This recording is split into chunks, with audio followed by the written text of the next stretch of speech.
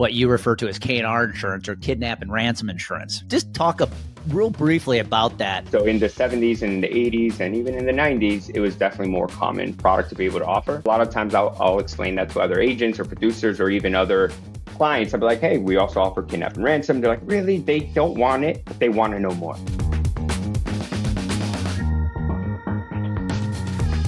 Hey, welcome back to The Broker's Voice. Andy Neary here, CEO and founder of Complete Game Consulting. I'm actually really excited for this conversation. You know, when I host these Broker Voice episodes, I am always looking for a unique story. Something that we are big believers in the industry is how are you going to make yourself different? And I think we definitely have one of those today. So I want to welcome Andor Tobelem from Miami Insurance Brokers. Andor, welcome to the show, man. Andy, thank you for having me. I'm excited. Yeah, it's going to be a good conversation. I'm excited because, you know, again, as I said there in the intro, I'm always looking for a unique story. And if you don't mind sharing, one, you were born in Venezuela, but the agency itself, Miami Insurance Brokers, was founded in South America. Is that correct? You got that right. Yeah, we started in the mid 50s in Brazil, believe it or not, and transitioned over to Venezuela in the 80s, 90s, well before my time. And then we were primarily focused at that time with life insurance and kidnap and ransom insurance. You know, I know we discussed a little bit about I'm going to ask a question about that, yes. Yeah. And of course, in Latin America, that is a much more popular product than here in the United States. But yeah, so we started there and then moved over to United States in the early 90s, around 1994. And again, we were still focused on just international health, life insurance, K&R. And around 2008, 2009 is when we started kind of focusing more on PNC. Interesting. Just out of curiosity, coming from Venezuela, how did the family find and land or end up choosing to land in Miami? Yeah, there was a lot of a big community here in Miami. As you can imagine, there's a huge Latin presence. I want to say more Latin presence than American here in Miami. And Miami's huge. So a lot of our clients from the 80s were all transitioning themselves and moving themselves over to the United States. So it kind of found that half our book or the majority of our book was now in the United States. So our clients have moved and we kind of had to, of course, move with them. Yeah, I imagine that wasn't an easy transition. I was very young, but I could imagine as well. I don't think it was the easiest transition, but it was a lot easier than as it is, I can imagine now. Yeah. Of course, Venezuela has gotten a lot worse in the 2000s. And when the agency had moved over, it wasn't too bad. Yeah. Well, and I know I'd be curious about your journey. Obviously, when I talk to most advisors, I'd say most of us in the industry did not get in it by design. Now you have a family, right? That was in the industry. What did your path look like? Was it something you knew you were going to get into the insurance industry, or is that something that also kind of found you by happenstance? Oh yeah, no, not at all. I almost was trying to not get into it. Smart man. Yeah, it's just I'm not a desk job type of person. I'm an adrenaline junkie and type of individual. My dream was to race cars, right? To do motorsport. I know. And let's just say when I graduated college as an engineer, again, nothing to do with insurance or risk management, but some form of like motorsports background. I am really good at numbers and everything. So for me, that was like the easiest path to a degree. I tried to get involved fully as a race car driver. Unfortunately, I was 20 something at the time. And if you know, in order to really make it in racing, you got to be racing since you're like 7, which I wasn't. I was good, but way too late. Yeah. And that's when, at that time, which was around 2014, our agency was starting to really like boom. The market here in South Florida was super soft. There was capacity. Every carrier wanted to insure every different home. And that's when I was approached by my family and was like, look, I know you want to race. I know you have dreams, but the reality is, how about you work hard and you'll be able to make your dreams like your racing a hobby. And they sat down and said, what is your plan? If you want to race, in how much money do you need? This is how much work or money you can make in the insurance industry, and this is how you can get there. And for me, I joined because I was like, okay, well, I want to race, and I think this might be the fastest way to make sufficient income to be able to race as a hobby. And they weren't wrong. So it's yeah, the journey with insurance, insurance is a very entrepreneurial type of occupation where there is no cap in income because you got residual income coming in year over year. Mhm. So that's a beautiful thing that we can take advantage of. And that's what I didn't know about that, right? I had no knowledge. Even though my family was in it, I kind of was not interested about it. And once they opened up my eyes, I was like, okay, this is something I could take advantage of and grow. And I think a lot of people are like, oh, you think you are where you are because of your family? And I'm like, I think I am who I am, but not where I'm at because they definitely made my life a lot harder. Yeah. They would give me more strict and harder goals and higher goals because we're family versus another individual who might have not been in my position. But I'm grateful for that. The steep learning curve is important. Well, that's a really good point, though. I think of it the same way. So I grew up having a father who was my high school baseball coach. And I think a lot of people would think, well, it must have been easy with your dad as the coach, right? And it's like, no, he actually was harder on me Exactly. than anybody else. Exactly. And I think that's a great point with the insurance industry. People, obviously, there's a lot of family run agencies out there. And don't get me wrong, I'm sure there's some where the second, third generation got the easy path, but there's probably a lot of family run agencies out there like yours where, yeah, just because I'm part of the bloodline, they're actually harder on me than they are the other producers. Exactly. Yeah. Yeah. And when we started, we had maybe 5, 6 producers. Our whole employee staff might have been 18, 20. And the goal, he was like, look, we're going to be growing exponentially and we need someone to trust to be able to learn and grow with the company. And yeah, we've I guess the first 5 years we basically doubled each and every year, and it was a big learning curve. Wow. But right, How many employees do you have today? employees, Or like not just how about producers. producers? Yeah, I Yeah. How mean, about I producers? would say about 18 to 20 producers, Okay. That's and we awesome. do have a lot of support for each producer, a lot more than I guess the traditional agency, which makes the employee count even higher. Yeah. But it's important for us because that support is what allows the producers to be able to scale, as well as the end consumer to be able to receive exceptional service. Like we pride ourselves on white glove service. Yeah, so So I it's am going to that ask causes us to have more employees. I'm going to ask a really ignorant question, and I Okay. apologize because I'm not a big car guy. So when you had the goal of becoming a race car driver, Yeah. what type of race cars are we talking about? Like Indy type racing? Yeah. Exactly. Okay, that's Yeah. awesome. Who Yeah. is And then there was an IndyCar racer from South America that was really well known last decade or so. He actually did some Ironman racing too, and I'm forgetting who it is. Oh, okay. Julio, is it Castro Neves, Juan Pablo? I mean, Yeah, Tony Kanaan, maybe. that is Tony Kanaan. Tony Kanaan. It's Tony He's in Kanaan. Miami. Okay. I He's did from South a America, isn't he? Brazil, maybe? Brazil. Yeah. Brazil. Yeah. I Okay. did a friend was like, do a triathlon with me. And I was like, I haven't trained. It's in 2 weeks. Let's do it. I love doing things that really challenge you mentally and you Yeah. can push through it. So I did it. I didn't do too well, but Tony Kanaan flew by me and I was just starstruck. I'm like, holy crap. It's super cool that you met. That's the reason I know that. I wouldn't know that if he wasn't there because Mhm. I knew who he was, decked out in gear, and he was obviously really good. That's awesome. I love that.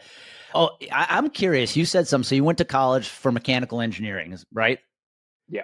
And one thing I've always said about the insurance industry is if you're going to have success in this industry, you've got to know numbers pretty well.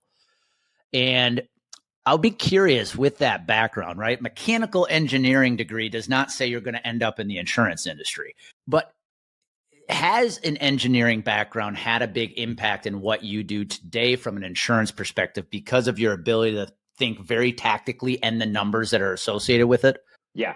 Strongly agree. Because, and I tell a lot of people that, one of the biggest takeaways that I've got from my degree isn't necessarily the knowledge, like the actual information, but it's more of how to approach a problem and how to think outside the box in order to obtain a solution. So that for me is the biggest tool that I've been able to use from my college career, right? From my mechanical engineering degree to my insurance. So the insurance industry is changing and evolving. And we have to as well. And there's a lot of times where a risk might not fit the product that's available. And what can we do to think outside the box? And I found myself to be able to come up with a lot of really neat and intuitive ideas that helps me win the business and build the trust and share the knowledge with everybody else in our team. Yeah, that's awesome. That's actually a really good point. Being that problem solver with the engineering background has to have a big advantage for you from a prospecting perspective and just even a client dealing with a problem. Your ability to break that problem down into probably digestible steps in a way that can be solved has to be a huge advantage. It is.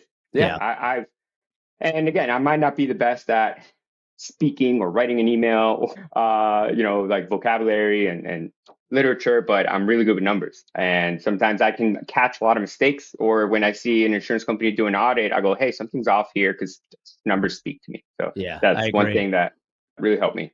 I worked for a employee benefits agency years ago, and when he would hire people, not fresh out of college, but even just any of his town execs, producers, he was looking for people who had the finance backgrounds, math, something that told him this man or woman knows numbers, because we were selling health insurance. And if you don't understand the numbers around health insurance, Yeah. you're going to struggle and you're going to confuse your clients. And so I get it, man. Knowing the numbers in insurance is very important.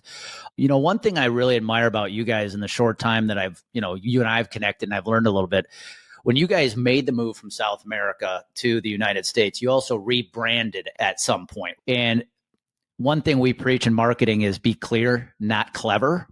Yeah. And I love the fact that I think was it 2011, maybe? Yep. You guys rebranded to Miami Insurance Brokers. There's Exactly. nothing more clear than that tells me what you do and where you work. Exactly. And a lot of the time someone's like, insurance in Miami, boom. We show up right at the If top of I the list. Google that, guess what's coming up? Exactly. Yeah. Whoever gave you that idea or whoever's on your team that did it, genius. I think that's great. And honestly, man, when you and I first connected, one of the things I was impressed with is whether I was looking at pictures of you and your LinkedIn profile, your uncle, who is the CEO, you guys are sharply dressed. And I think that, in a day and age today, 2025, where the dress isn't as maybe important as it was before. Do you find that professionalism like that is still an important piece of doing business, especially in a market like Miami?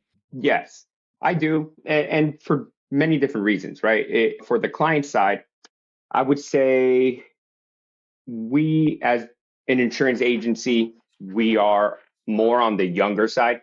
And when you have a 60-year-old insurance agent who has been in the insurance industry for 30 to 40 years, it's not to say that they have earned wearing casual clothes, but it's more of like they already have a respect from another 50-year-old business owner, right? But when you're speaking to a 28-year-old insurance agent who's dressed normally, how that first impression or just any impression from a multi-million-dollar business owner, they might not trust that individual so much. And I've found that dressing, to impress or to give that opinion that you are professional in what you're doing does help. At least get your foot through that door. And also, what I've learned, because of course, when I started from in 2014 till the pandemic in 2020, where we were dressing all really good and well at the office, and then we were home for like 6 to 8 months where you weren't really dressing. Then office opened back up, dressing up again, getting dressed makes you get to the right mindset as well. Well And said. that I found out is very beneficial as well. You get to work, you're ready to grind, you're looking like how you're going to perform, and that really helps out. And we don't necessarily have a dress code here. So we have a lot of producers that, wear a white shirt and a white hat and they kill it. So Yeah. it's more of whatever works for you. I think it's a So good point, though. The guy that I follow, Ryan Serhant, who's became well known from one of the real estate shows that was on TV. I read one of his sales books, and he made the comment that, when I put my suit on every day, that's my costume. It's almost like he calls it his superhero uniform. costume, right? Like Exactly. when he gets that on, he's like, it's game time. And I'll admit, somebody who coaches, I run my business from our home. It's easy to get lulled into, well, I'm at home, I just put a nice shirt on, everything else is fine. But you're right. I mean, there is a loss of that. All right, I'm in business mode now because I'm not wearing a suit every day. Yeah, you sacrifice more time in getting prepared where, when you're at work, it's time to put your head down and grind and take care of business. For Well, sure. I'd be curious, man. You guys having the beginnings in South America have, I've got to believe, a very good pulse on what we would define as international insurance. And I believe, international insurance is one of the things you guys do provide for the folks that need that kind of guidance. What is that like? If you have an opinion on it, selling a commercial policy to a business in Miami versus selling somebody international, whether it be health coverage or whatever that might be. How is that different from what most producers would probably be used to here in the States? Yeah, I mean, you also have to think about where we are located, right? We're in the heart of Miami. We're in South Florida. The amount of international individuals, I would say, is definitely above 50%. I would say maybe 70% here. So the majority of the individuals aren't from here or have some form of international presence. And we have to cater to our audience, cater to our clients. And international health or traveling is something that we have to make sure to be able to continue to know about the product and be able to offer it to them. So yeah, it's and having the background where we started in Latin America definitely helps out. Yeah, that's great. I am going to ask, because we did talk about it offline, with the beginnings in South America. One of the things you said at the beginning of the show that I don't know if anybody caught was what you refer to as K&R insurance, or kidnap and ransom insurance. If you're a producer in the States who's born and raised here, grown up in this market, you probably aren't familiar with that. But just talk real briefly about that. Being a South American born agency, that is something you primarily used to offer because of geography and things like that, right?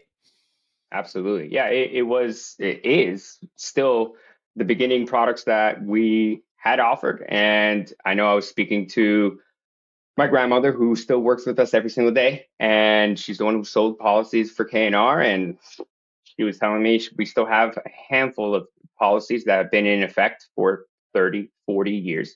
And it's incredible, right? These policies are more common, of course, in Latin America. Here in the United States, and ransom isn't so common as it is internationally. So in the 70s and the 80s and even in the 90s, it was definitely more common product to be able to offer. And yeah, it's not a product I have the pleasure of selling. I definitely had studied up on it, and I've reviewed policy wording and stuff and claim scenarios. And I think they're really, really interesting in how they perform, but it's not a common. A lot of times I'll explain that to other agents or producers or even other clients. I'll be like, hey, we also offer kidnap and ransom. They're like, really? They don't want it, but they want to know more. They're just interested. They're like, what is it? I'm sure anybody who was listening at the beginning heard it and went, huh? What? Yeah. Well, and I think you said you have people who still have policies in place from the 80s. And I find that fascinating as well. What I would love to learn, Andor, you've been in the industry since 2014, right? Correct. So last 11 years, one thing, again, I'm going purely off my observation going to the Miami Insurance Brokers website.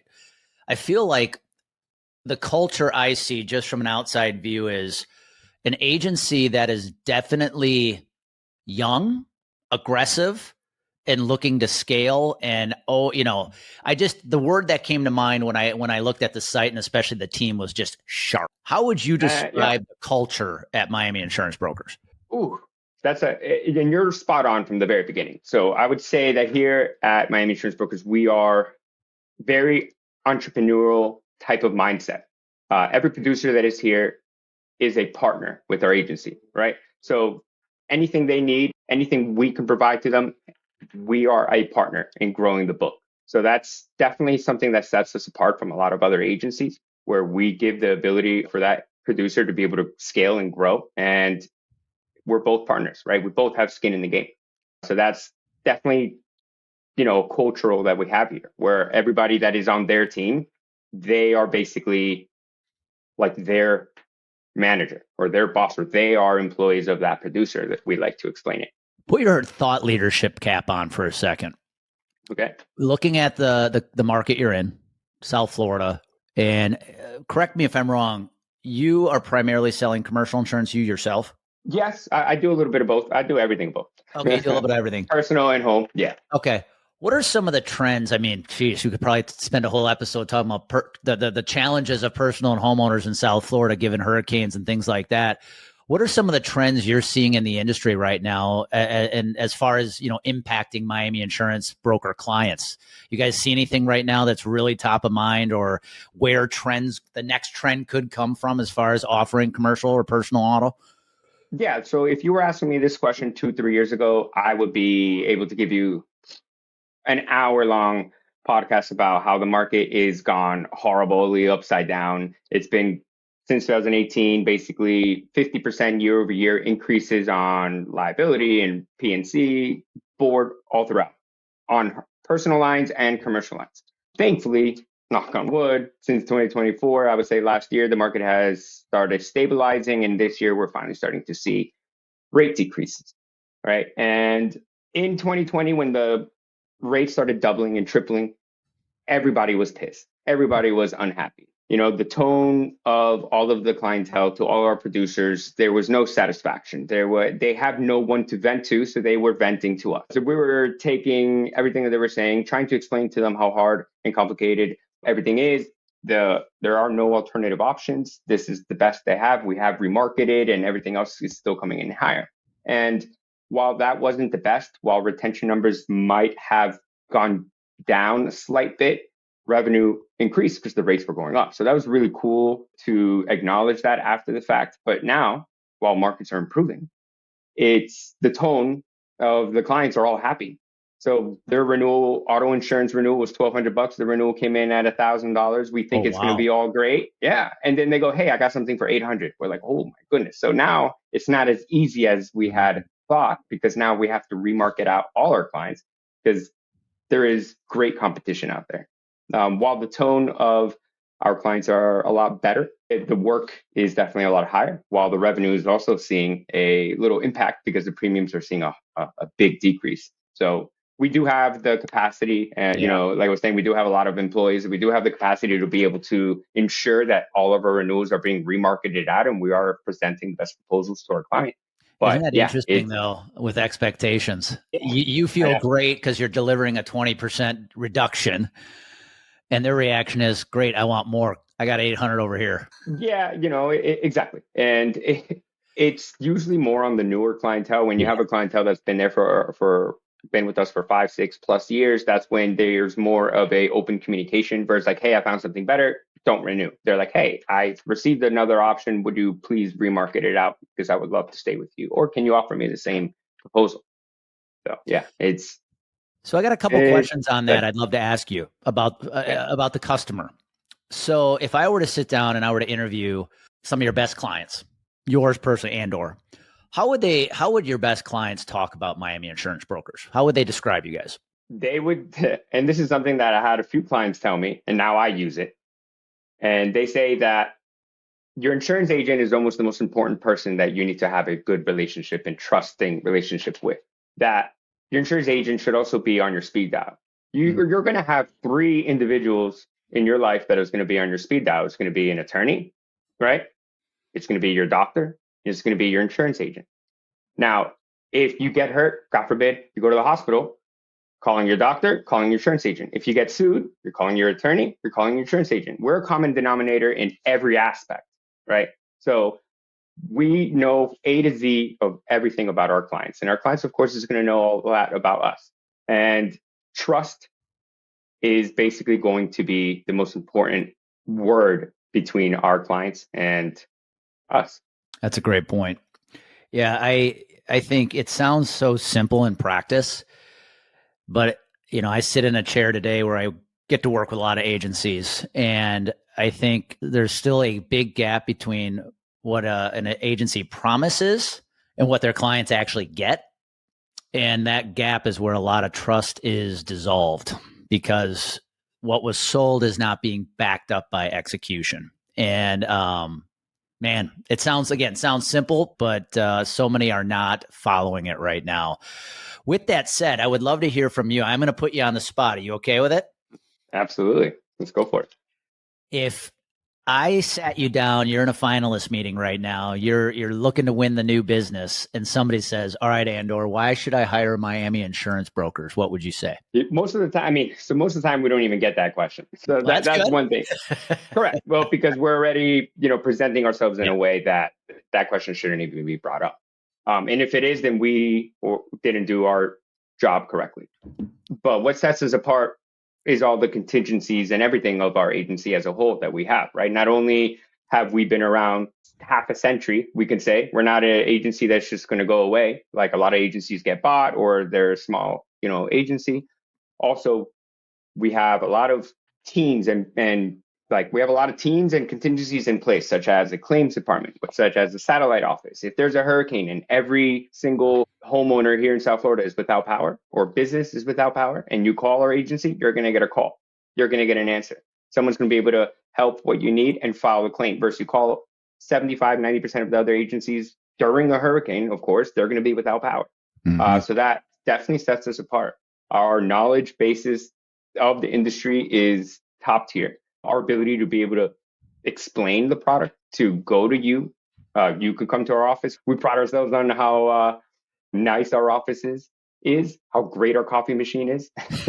So clients come in all the time saying, "Look, I just want to pay for my policy, but your coffee is amazing." I'm like, "Go for it." Appearance is Love seeing everything, it. right, man? You just said it. Exactly. Yeah, I Exactly. love that. And Our there's coffee a is lot of great. tactics. There's a lot of tactics that we can throw into play that I've used and it's helped out. And I always tell this is one of the most important tactics that I'm trying to also teach a lot of our producers is when a customer is trying to decide between an agency, they need to they don't ask the agency or that agent, why should we go with you? They need to do their own auditing. They need to do their own background, right?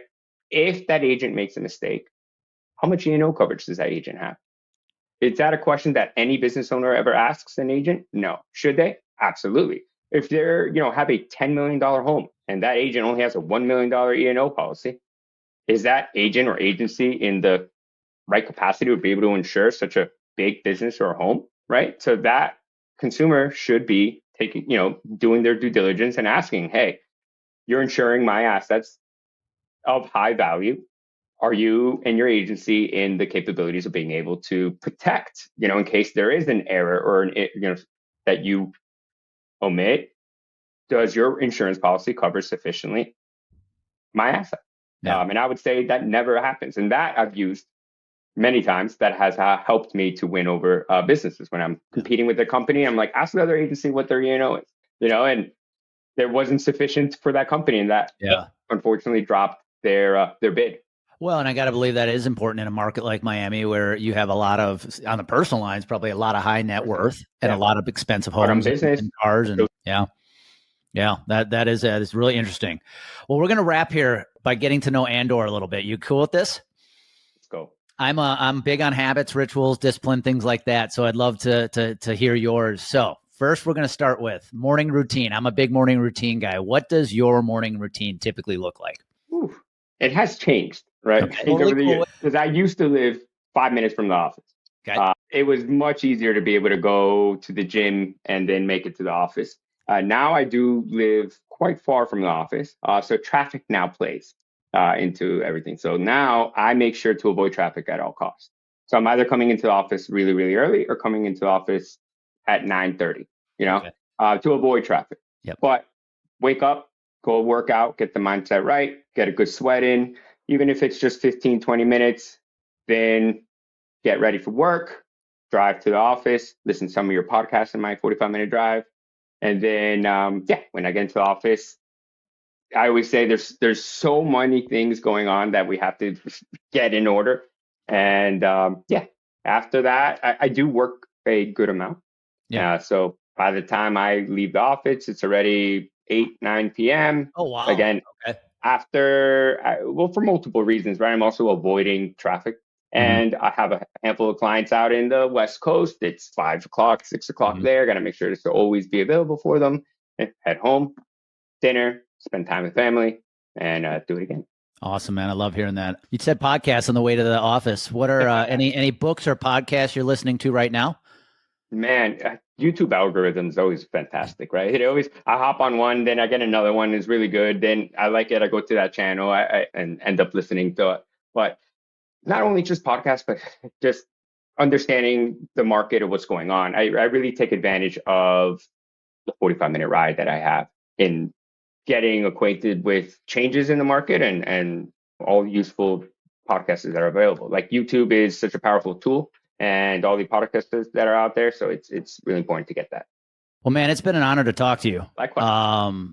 Like I said, I wanted to have you on just not only about because of your story, but the agency as a whole has a unique story. And from the international beginnings to what you guys are doing today in a market that has a lot of uniqueness in itself.